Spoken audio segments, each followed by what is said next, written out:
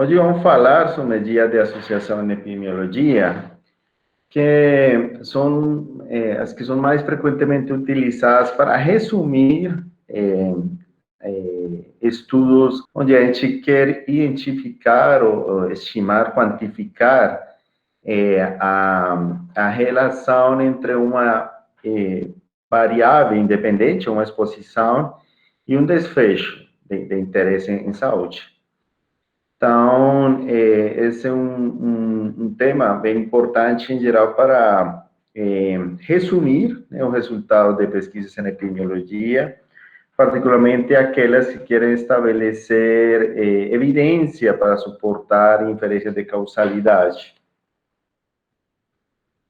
Lembrando que existem diferentes desenhos de estudos em epidemiologia.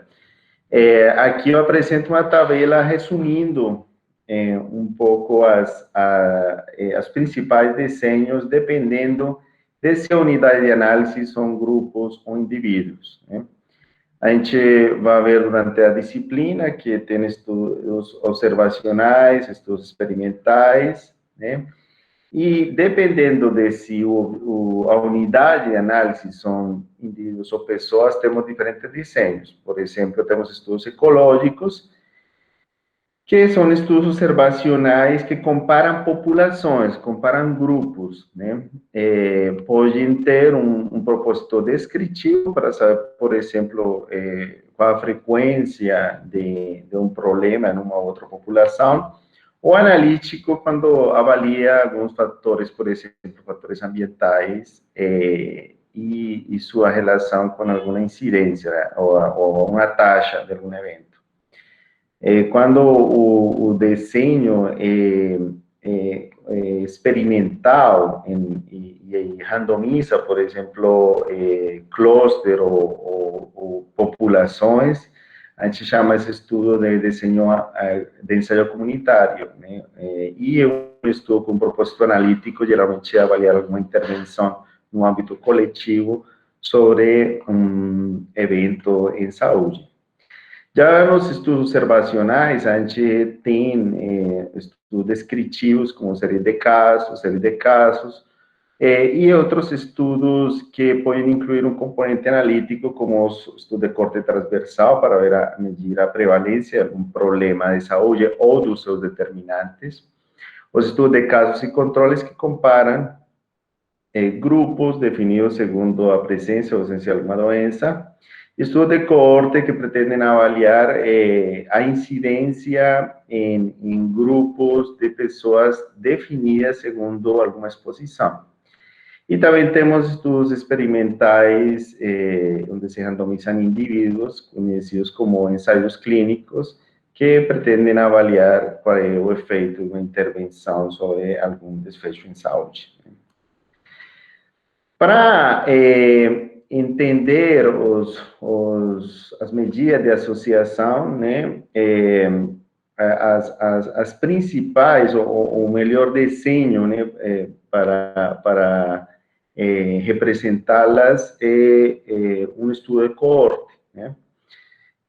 Imaginem uma população de interesse, uma população sobre as quais você quer fazer alguma inferência, e nessa população você identifica uma população de estudo, uma população a qual você tem acesso. Aí, nessa população, você consegue incluir algumas delas no seu estudo, no seu segmento, seja porque seleciona de forma aleatória ou por alguma conveniência, ou que são voluntários, logicamente, ao participar, e você classifica essa amostra segundo alguma exposição de interesse, como expostos e não expostos. Você vai acompanhar esses grupos para identificar quem desenvolve um evento, uma doença, um desfecho de interesse em saúde durante um tempo de seguimento. Aí você compara, faz essa avaliação tanto em expostos e não expostos, e no final você define quem ficou como caso e quem não, né? A partir disso, você já pode estabelecer a proporção de pessoas expostas que desenvolveram desfecho, que seria a incidência acumulada em expostos e também a incidência acumulada em não expostos, né? Então, já teríamos duas medidas de frequência que poderíamos comparar. A gente também poderia calcular o número de eventos dividido pelo tempo de seguimento. Isso seria, então, a densidade de incidência, né?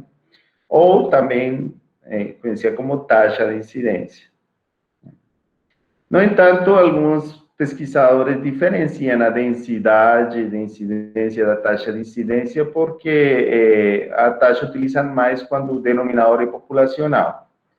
Então, com frequência, você vai ver que se utiliza mais o conceito de densidade de incidência unicamente para estudos onde você tem um acompanhamento individualizado e não para aqueles que foi uma estimativa baseada em dados populacionais. Né? Mas a interpretação é a mesma, de densidade de incidência e de taxa de incidência seria o número de eventos divididos por população tempo exposta. Então, se a gente pensar em casos de malária por 100.000 habitantes ano, isso seria uma taxa, né? E aí no denominador estão pessoas, tempo. Então, implicitamente está incluído aí o tempo aí nessas estimativas. Ou explicitamente, né? É uma coisa que vai ficar explícita também quando a gente descreve essa medida de frequência. Bom, então, nesse tipo de estudos, a gente pode fazer uma medição direta das incidências e compará-las. Aqui teríamos, então, um exemplo hipotético. Imaginem uma coorte de pessoas expostas que tiveram uma incidência de uma doença X de 25%. Aí, essa incidência poderia ser comparada com aquela de um grupo não exposto, que teria uma incidência de só 10%, né? Quais seriam formas de resumir essa diferença que a gente está tendo, né? Quais seriam a forma de resumir essa incidência? Essa diferença, aliás. Então, uma forma de resumir é simplesmente calculando a diferença entre elas, né? Isso seria uma diferença de riscos que também se conhece como risco atribuível, né? Nesse caso aqui, incidência no exposto menos incidência no exposto, dá 25 menos 10%, daria 15%. Isso é conhecido como risco atribuível, né? Se a exposição fosse um fator de proteção, uma droga, uma intervenção que deliberadamente está sendo oferecida para pacientes, para melhorar sua situação, a gente esperaria que a exposição tivesse um menor risco. Então, quando se calcula essa diferença, a gente não chama risco atribuível, a gente chama de redução absoluta do risco, mas isso a gente vai ver quando a gente estiver falando de ensaios clínicos, né, mais para frente. Então, esse seria o risco atribuível, que é um conceito que se utiliza para fatores de risco, né? E seria a proporção de pessoas que, estando expostas, acabariam se prejudicando mesmo da exposição, né? Essa é a ideia. Ou é o que pretende avaliar, né? Por quê? Porque a gente compara com aqueles não expostos e percebe que desse 25%, 10% teria desenvolvido talvez a doença mesmo sem estar exposto, né? Fazendo essa comparação com o grupo não exposto, que seria o hipotético, a hipotética situação daqueles expostos e não estivessem expostos, né? É o que se conhece como essa abordagem contrafactual. O que teria acontecido se não tivesse tido exposição? Então, o mais parecido a isso seria um grupo não exposto, que deveria ser selecionado e avaliado com características similares ao grupo exposto, que a única diferença entre eles seja a exposição, né? Então, esse 15% acaba sendo o quê? então, para interpretar esse 15%, pensemos em todo o 100% das pessoas expostas. 10% acabariam desenvolvendo a doença mesmo sem exposição, segundo esta estimativa. E existe um 75% que não desenvolve a doença. Então, só 15% acabou sendo prejudicada pelo fator de risco mesmo, né? Então, seria como essa proporção da população que acabou desenvolvendo a doença por causa dessa exposição, né? Isso seria o que pretende avaliar esse risco atribuível se não tiver nenhum viés, nenhum fator de confusão, né? Outra medida que pode ser derivada, que está diretamente relacionada com a anterior, mas que tem uma interpretação diferente, é o risco atribuível proporcional, né? Ou a proporção de risco atribuível também, né? Como se calcula? Se calcula como dessas pessoas, né? Essa barra vermelha, se isso fosse um total, que seriam os casos expostos, né? Que proporção seria atribuível pela mesma exposição?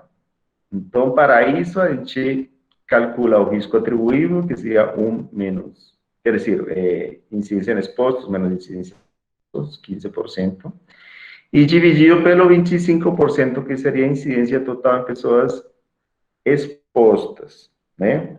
Aqui, nesse caso, daria, então, 15 e 25. Então, para interpretar esse valor, que daria aqui 60%, temos que ver a figura e pensar, que me representa esse 60%, né? Como eu vejo esse 60%? Então, para interpretar, pensemos em que estou fazendo referência são aos casos expostos. Então, entre os casos que desenvolveram a doença e estão expostos, 60% desses seria atribuível à exposição mesmo, né? Então, veja que existe uma diferença importante com a anterior medida de associação. O risco atribuível, aqui esse 15%, se refere a do total de pessoas expostas, quanto se prejudica. Aqui, do total de casos que aparecem nos expostos, quantos desses casos são atribuíveis à exposição, né? Então, eu gosto de fazer a referência, a aplicabilidade dessas duas medidas de associação. No caso anterior, que seria o risco atribuível, seria uma medida absoluta, né? Ela fala do impacto na população de uma exposição, né? Então, isto é bem importante para epidemiologistas e salubristas, ver qual vai ser o impacto na população total, se todos estivessem expostos, quanto se prejudicaria, né? Então, isso dá uma ideia mais populacional. Aqui, esta outra medida é de maior utilidade no contexto clínico, porque imaginem que isso acontece muito na clínica, os médicos com muita frequência nos perguntam se alguém desenvolve uma doença e tem uma exposição, se foi por essa exposição que se desenvolveu a doença. Então, com frequência, se alguém desenvolve câncer, a família pergunta, que ele fumava muito, será por isso, né? E com frequência os médicos respondem, com certeza é por isso, né? Mas a verdade é que a resposta mais precisa seria oferecer um risco atribuível proporcional, né? Do tipo, do total de pessoas que desenvolvem a doença, estando expostos, esta percentagem aqui, que é o risco atribuível proporcional, realmente se deve a essa exposição, né? Então, essa é a forma de interpretar. Então, por isso, este risco atribuível proporcional é mais utilizado, mais conhecido como uma medida para estabelecer etiologia de algo que já aconteceu, né? Por isso, isto também se conhece como fração etiológica nos expostos. Então, entre aqueles expostos que desenvolveram a doença, que proporção deles realmente são atribuíveis a essa exposição? E teria uma aplicação, do meu ponto de vista, mais para a clínica, mais para tentar explicar os casos que aconteceram, né? E o outro risco atribuível tem uma aplicação mais populacional. Como é o impacto que vai ter na população, né? Que proporção das pessoas expostas vão ser prejudicadas por essa exposição. Né? Bom, outra forma de resumir uma associação é com a razão de riscos. Quer dizer, além de calcular a diferença, né, e quanto essa diferença em relação ao total de casos expostos, também podemos simplesmente fazer uma razão, calcular uma razão entre o risco em expostos e não expostos. Aqui, por exemplo, 25% de I por 10 daria 2,5. E isso se conhece como risco relativo, ou razão de riscos, ou RR, né? Como é que a gente interpreta essa medida de associação?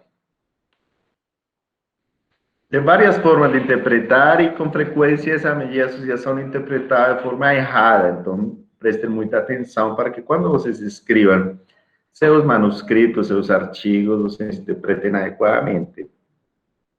Então, a forma de interpretar esse 2,5 é esta aqui que eu coloquei textualmente para você. Essa é uma forma com a qual vocês não vão errar, né? O risco não expostos é 2,5 vezes o risco dos não expostos. Assim é simples, né? Outra forma de interpretar poderia ser que a exposição ou os expostos tiveram um risco multiplicado por 2,5, né? Em relação ao risco não expostos. Ou simplesmente para não se comprometer, vocês falam, a exposição é o maior risco, entre parênteses, colocam o risco relativo igual a tanto. E aí vocês evitam se enrolar. Com que as pessoas erram mais? Erram colocando a palavra a mais ou maior aí no meio da oração. Então, um erro frequente é falar que o risco exposto é 2, vezes a mais. Isso é um erro, porque não é a mais. O que é a mais é o que estaria acima de 1. Então, realmente, se querem entrar nessa, teriam que falar 1,5 vezes a mais, né? Que isso seria o que seria como o excesso de risco relativo. Né? Porque o valor nulo seria 1, que seria o valor em ausência de associação, seria o risco relativo de 1, porque a incidência em expostos e não expostos seria a mesma. Tudo bem? Essa razão de riscos, essa forma, esses cálculos poderiam ser aplicados a outras medidas de associação. Por exemplo, a densidade de incidência também poderia ser analisada, as densidades de incidência também poderiam ser comparadas da mesma forma.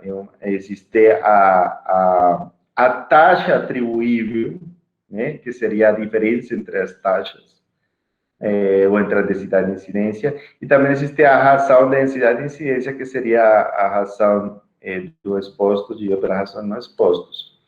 Como aqui na densidade de incidência a gente fala de velocidade, né, porque tem o denominador tempo, então a gente poderia falar que isso, essa medida fala por quanto se multiplica a velocidade de ocorrência de um evento.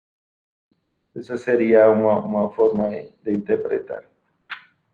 Então, quando as incidências em expostos e não expostos são iguais, a medida de associação de risco relativo ou a razão de densidade de incidência vai ser iguais a 1, né? Quando não existe diferença entre os grupos.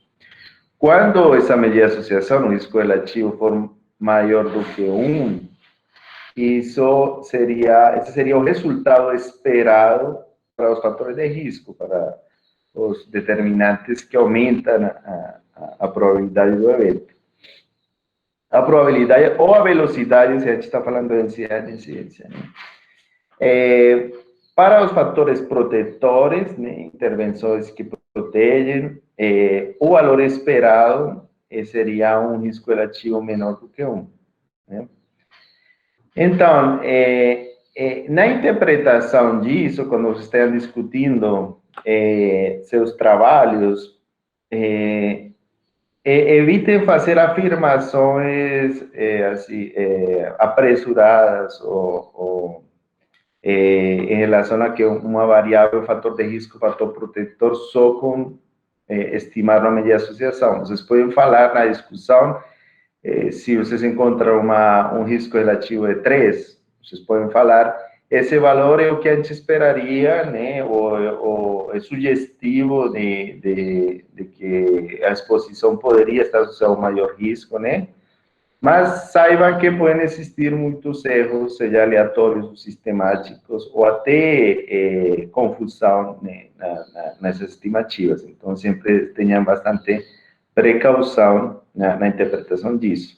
Por isso que eu falo, esse é um risco relativo maior do que um, é o que esperaria se a exposição for um fator de risco. E menor do que um é o que esperaria se fosse um fator de proteção, né? Que é uma forma de falar assim, de forma precavida. Vamos ver aqui um exemplo.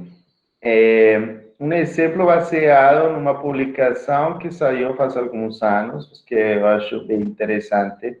São resultado de um estudo de coorte, né? Onde os pesquisadores compararam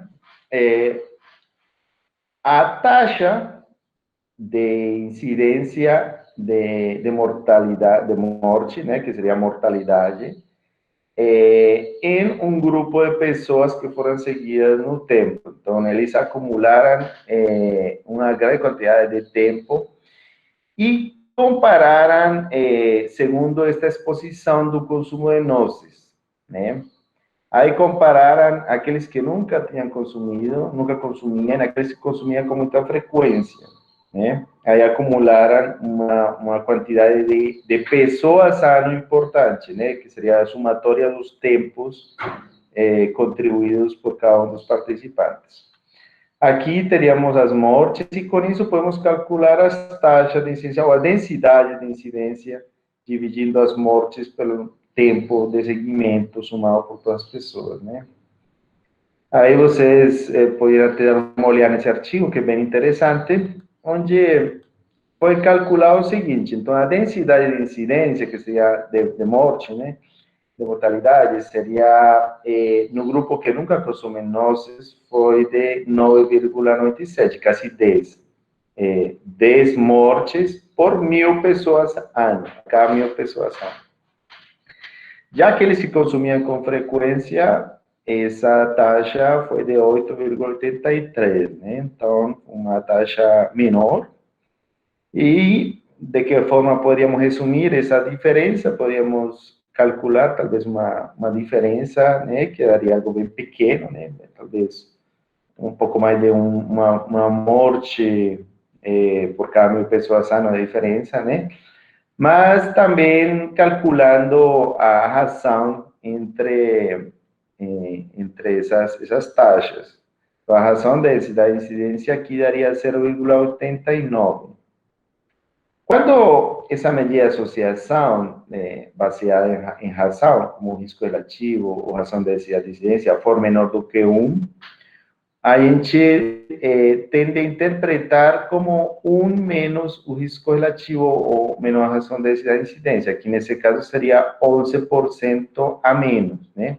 Uma forma de interpretar é que a taxa de incidência das pessoas que consomem nozes é 11% a menos do que aquela dos que não consomem, dos que nunca consomem, né? Aqui sim podemos falar a menos porque partimos da diminuição desde a unidade, né?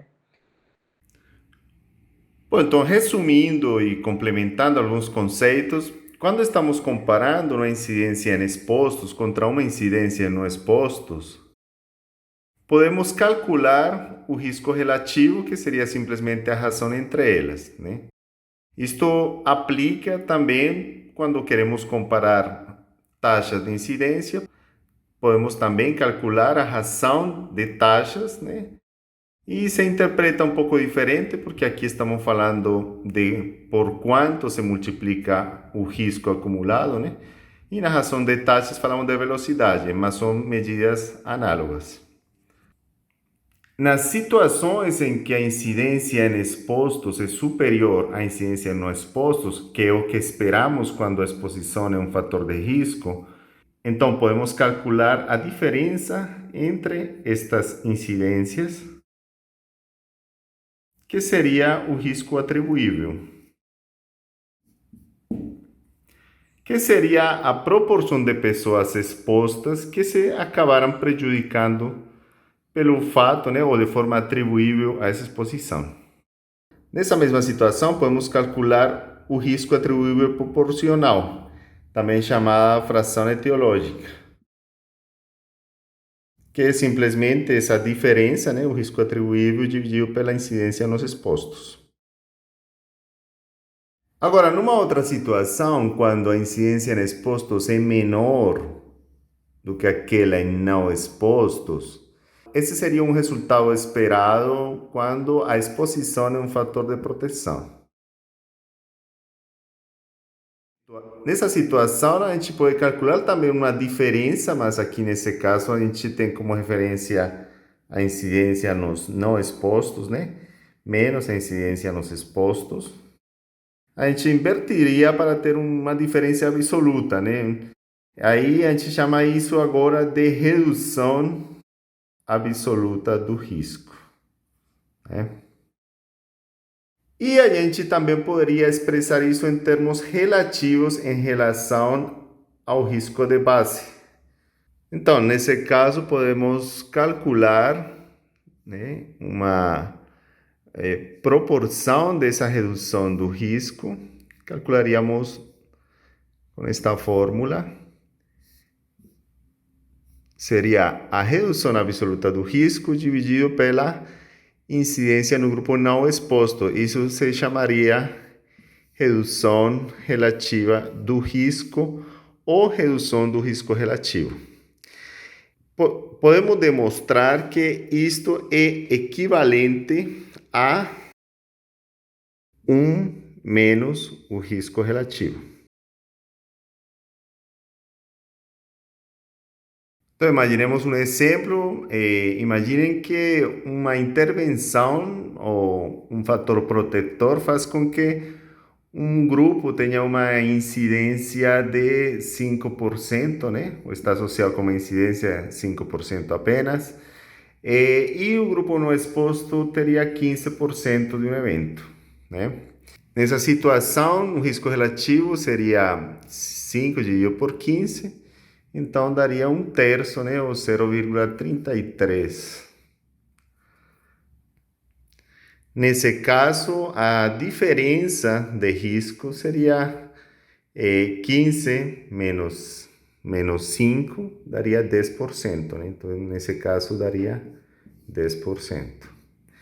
E se a gente pegar esse 10% e dividir por 15, aplicando esta fórmula daqui, então daria 10% dividido em 15. Isso dá 2/3, né? Ou 0,67, quer dizer 67%, né? E isso corresponde a 1 menos este risco relativo que a gente calculou aqui, né? Esse é o risco relativo. E como interpretamos isso? Que a exposição que indicou ser protetora esteve associada a uma diminuição de 67% dos casos que se apresentariam na ausência dessa exposição, né? Quer dizer, uma redução de 67% a partir do risco de base. Bom, isso está aplicado a estudos de seguimento, de corte, onde a gente está comparando medidas de incidência. Mas a gente também pode comparar prevalências, né? Aqui nesse exemplo, podemos comparar a prevalência de hipertensão arterial em pessoas com doença renal e comparar com a prevalência de pessoas sem doença renal. Aqui nesse exemplo, eu apresentei um caso hipotético de 80 de 100 pessoas com doença renal têm hipertensão e 40 de 200 que não têm doença renal têm hipertensão, cresce 20%, 80% dividido por 20%. Aqui a ação de prevalência seria 80 dividido por 20%, dá 4. De novo, a interpretação é similar, só que a gente agora fala de prevalências. Então, a prevalência de hipertensão arterial em doentes renais é 4 vezes aquela de pessoas sem doença renal, seria a forma de interpretar. Ok?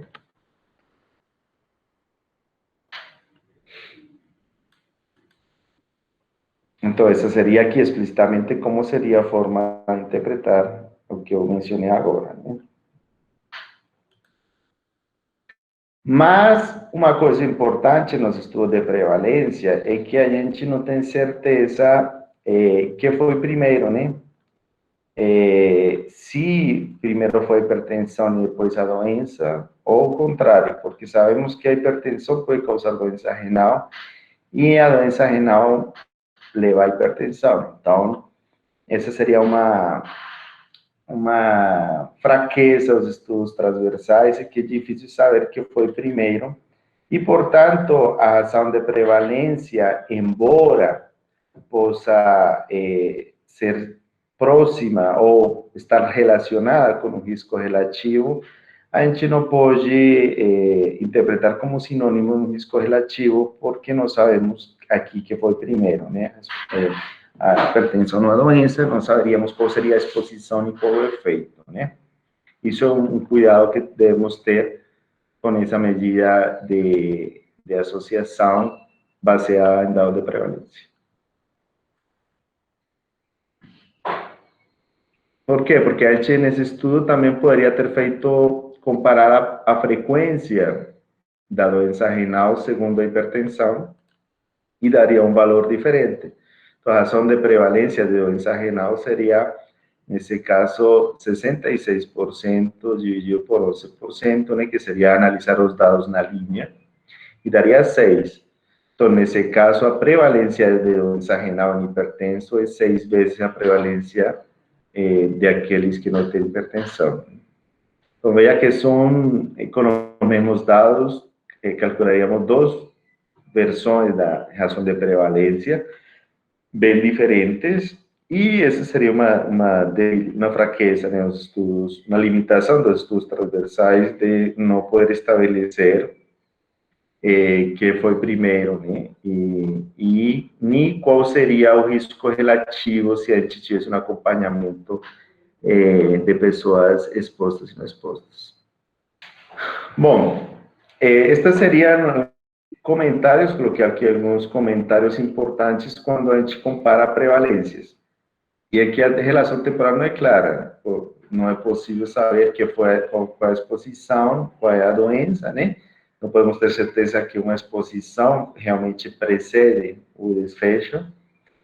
E porque e também existem fenômenos que chamam causação reversa, ou causalidade reversa, que às vezes uma exposição, uma doença leva a que alguma exposição se diminua. Por exemplo, pessoas com câncer que param de fumar.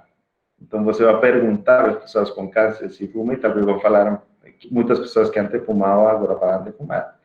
Ou pessoas que têm doença renal, doença cardíaca, e aí começam a se cuidar da pressão arterial e a pressão baixa. Então, você vai avaliar e aparece menor a pressão arterial, isso pode afetar as associações também. Esse é outro problema dos estudos de prevalência. Outro problema são o que chamam o viés do sobrevivente, né? E os casos geralmente os casos mais graves, eles morrem rápido. Então, quando você faz um estudo de prevalência, os que você consegue analisar são pessoas selecionadas e que tem alguns fatores que melhoraram o pronóstico. Então, talvez os casos mais graves, com as piores hipertensões, eles não vão estar presentes na sua amostra, e isso pode afetar também os resultados. Isso é um viés de seleção conhecido como viés do sobrevivente também, né? Então, tem vários problemas relacionados com os estudos de prevalência para estabelecer associações entre uma exposição e um desfecho.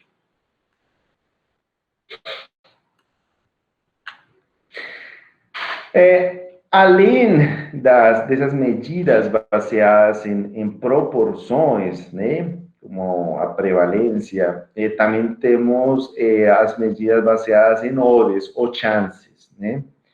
O que é uma odds? Uma odds é a probabilidade de apresentar um evento dividido pela probabilidade de não apresentar esse evento, né? Por exemplo, aqui podemos calcular a odds da doença renal em pacientes com e sem hipertensão.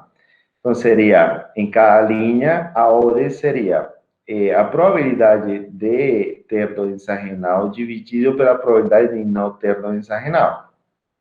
Aqui, nesse caso, se resumiria como 80 dividido por 40, né?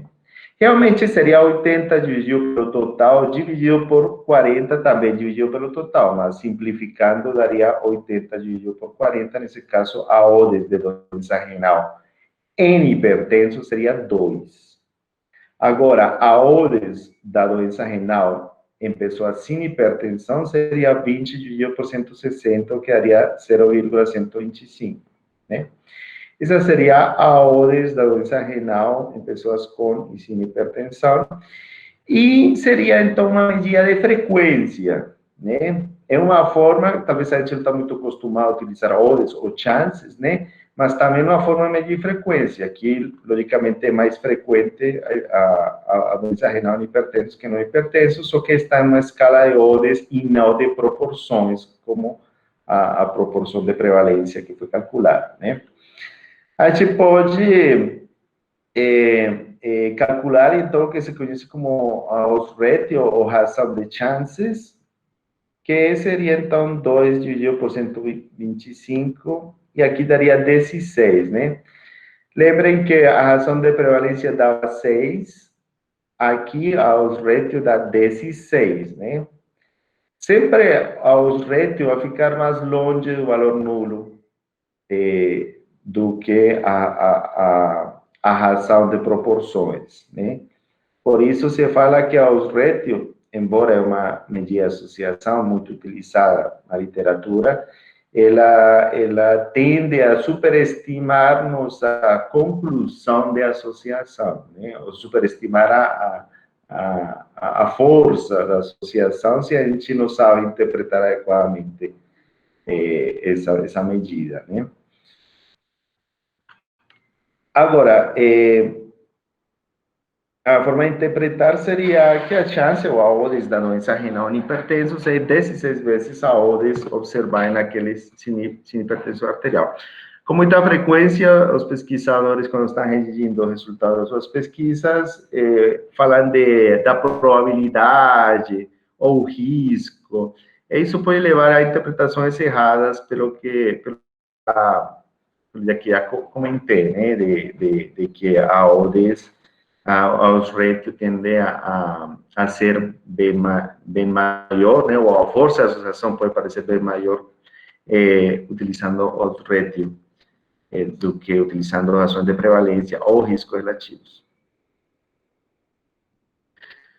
Aqui também poderíamos calcular a odds da hipertensão em pacientes com e sem doença renal, quer dizer, fazer a mesma análise, mas ao invés de calcular nas linhas, calcular nas colunas. Nesse caso, passa algo bem particular com os ratio, e é que aqui, os ratio calculadas, seja nas linhas ou nas colunas, dá a mesma coisa, né? Dá de novo 16. A gente viu que, comparando proporções, dava diferente, né? Mas aos ratio, não, os ratio sempre dá 16. Sempre dá o mesmo valor, seja calculado nas colunas e nas filas. Por isso, estatísticos e os pesquisadores preferem a odds ratio porque acaba dando uma ideia mais fixa da associação. O problema é na interpretação, que a gente não pode considerar que esta medida representa a ação de prevalências, por exemplo. É uma medida de associação que fala de chances e chances de prevalência, né? Porque é um estudo de prevalência, mas que não fala não se refere à comparação das proporções, né? Então pode ter simplesmente interpretação, mas estatisticamente, né, tem umas propriedades matemáticas interessantes como isso que acaba de falar, que se você calcula na linha ou na coluna da mesma coisa, e isso pode ser interessante para efeitos da análise. A interpretação aqui acaba sendo que a chance de doenças renais é 16 vezes, a chance de hipertensão em doenças renais é 16 vezes a observada em aquele sem doença renal. Então, como comentei, os retos têm essa vantagem de que o valor da igual interpretação pode ir nos dois sentidos. Então, o odds ratio pode ser calculado tanto para estudo de prevalência quanto para dados de incidência, porque se você fizer uma tabela de 2 por 2, aí vai poder calcular o odds ratio para qualquer tipo de estudo, né, para qualquer desses dois tipos de estudo.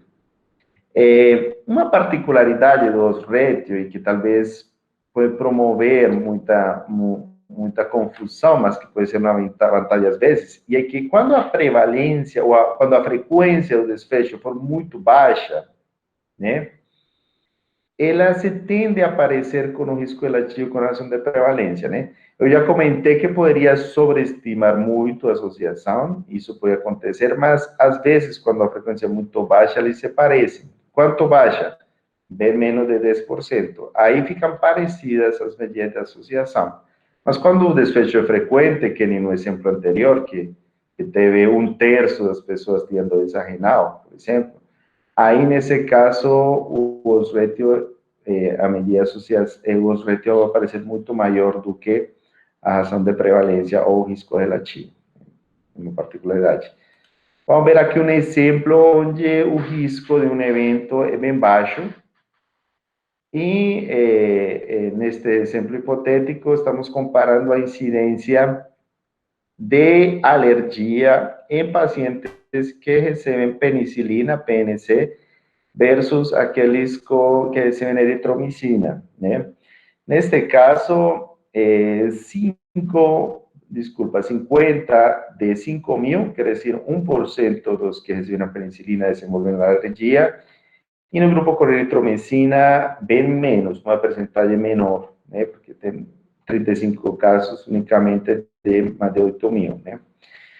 Neste caso, se a gente calcular as incidências, vai dar 1% e 0,41, respectivamente, e o risco relativo vai dar 2,42, né? Neste caso, se a gente quiser calcular a odds da incidência, a gente calcularia as odds nas linhas, né? 50 dividido por 4.950. Como o evento é muito raro, este denominador acaba sendo bem próximo do denominador total. Por isso, a odd está se parecendo muito com a incidência. Neste caso, dá 1,01. E neste caso, dá algo bem, ainda mais parecido, né? 0,41 e alguma coisinha aí nos decimais. Quando você calcular a odds ratio aqui, vai dar muito parecido com o risco relativo. Então, quando for bem rara a doença, a odds ratio se parece muito com o risco relativo ou com a ação de prevalência, se for um estudo de prevalência.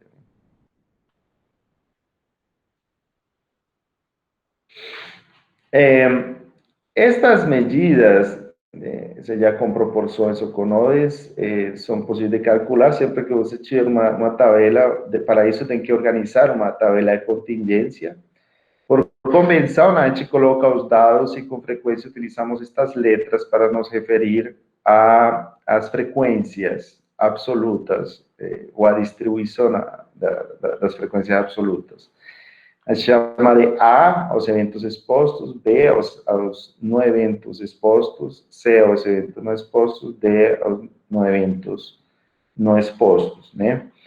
E temos os subtotais marginais e o N, que seria o total, que seria a somatória desses quatro, né? Com base nisso, a gente pode calcular a incidência total, seria A mais C dividido por N, né? Total de eventos dividido por N. A incidência no exposto seria A dividido por A mais B. Incidência no exposto C dividido por C mais D, né? E para calcular o risco relativo, se for um estudo de incidência, um estudo prospectivo ou uma coorte, um ensaio clínico, então a gente divide este valor, A sobre A mais B, dividido por C sobre C mais D, esse é o risco relativo. Então,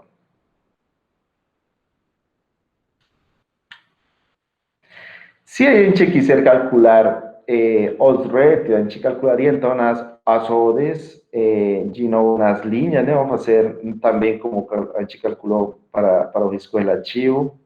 Vamos calcular na linha que a odds do evento no exposto seria A dividido por B, e no exposto seria C dividido por D, né? E os rétios seria A sobre B dividido por C sobre D. E fazendo aqui a regra que eu vi por aí, que chamam de sanduíche, né? De multiplicar os extremos e dividir pelos valores internos, né? Isso seria igual a A por D dividido por B por C. Por isso chamam aos rétios, né? A razão de produtos cruzados, né? Porque os rétios se calcula A por D dividido por B por C, a razão de produtos cruzados.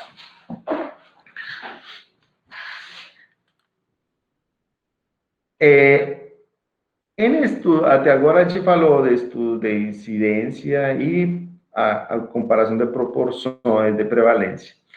No estudo de casos e controles, a gente não tem como medir incidência. Essa é uma particularidade. Então, a gente não pode calcular um risco relativo no estudo de caso controle.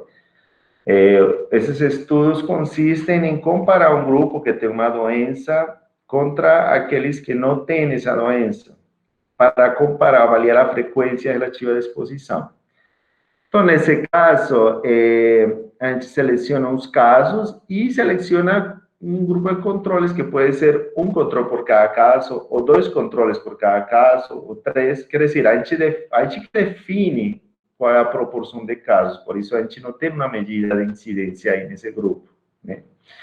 E avalia quem está exposto e quem não, né? Aí, para fazer a comparação. Então, por isso, o número de casos, a razão entre o número de casos de controle é definida pelo pesquisador, então não podemos ter uma medida de incidência. No entanto, podemos comparar as odds, ou as chances de exposição, e podemos calcular os rétios em estudo de casos e controles. Por isso também é muito popular essa medida de associação, porque dá para calcular tanto em estudos como coortes, como também em casos e controles. Então, pensem agora no estudo de caso-controle. Ao invés de calcular a odds em eventos, a odds do evento em expostos e não expostos, podemos calcular a odds da exposição nos casos e nos controles. Nesse caso, A sobre C e B sobre D, respectivamente, né? Aos rétios seria, então, a razão entre elas. O interessante é que, se você fizer, né, a mesma operação de simplificação, a gente vai ter que os rétios acabam sendo A por D dividido por B por C, quer dizer, de novo, uma razão de produtos cruzados. Então, nessa particularidade dos rétios, que seria similar quando é calculado em função da exposição do que calculado em função do evento, faz com que seja interessante em estudo de casos e controles, onde a gente apenas tem as frequências de exposições, né? Porque daria para esperar que em um estudo prospectivo esse osrétio também fosse o mesmo em relação ao evento segundo a exposição, né? Então, essa é uma vantagem, uma atrativo, né? uma fortaleza da osrétio utilizar o estudo de casos e controles. Então, resumindo, em virtude das suas propriedades estatísticas, odds e osrétios são utilizados com frequência na epidemiologia. O osrétio, como geralmente os estudos de casos e controles são feitos para doenças raras, acaba que esse acaba se aproximando do risco relativo, pelo que a gente já demonstrou com um exemplo da alergia à penicilina, né? Que sendo rara a doença, e os casos e controles geralmente são feitos em doenças raras, como a gente vai ver isso também depois, então o osrétio com frequência se parece ao risco relativo, então também é interessante por isso. E existem várias ferramentas estatísticas que têm sido desenvolvidas para analisar o osrétio, como por exemplo a regressão logística, que talvez vocês já devem ter visto em artigos científicos, que permite calcular o osrétio simultaneamente para vários fatores de risco e ajustados para controlar fenômenos de confusão, que é um tema que a gente vai ver também depois, na próxima aula, né? Mas tem umas propriedades, resumindo, umas propriedades estatísticas interessantes que fazem com que seja uma medida bem interessante a ser utilizada na epidemiologia. De novo, temos que ter algumas precauções, por exemplo, que o osrétio não é exatamente o risco relativo, nem a razão de prevalência, mas pode ser uma aproximação quando o evento é raro, né? Saber que o osrétio, em função da exposição, é igual àquele em função da doença, né? Isso é interessante. Né? Mas que com frequência, quando o evento é frequente, é comum, tende a aparecer maior associação do que seria se for avaliado com riscos relativos ou com razão de prevalência. Né? Então, essas são algumas precauções que devem ser levadas em consideração. Fazendo um pouquinho um resumo, né? Aqui temos algumas medidas de associação que a gente comentou hoje, o risco relativo, a razão de prevalência, a razão de taxa, a razão de prevalência, osrétio. Em ensaios clínicos, estudo de coorte, dá para calcular risco relativo, razões de taxa, se a gente tem o tempo de seguimento, também daria, e osrétio. Não dá para calcular a razão de prevalência simplesmente porque a gente não está medindo prevalência em estudos clínicos. A gente mede prevalência em estudo de corte transversal. Quer dizer, aí que seriam calculadas essa medida de associação, a razão de prevalência.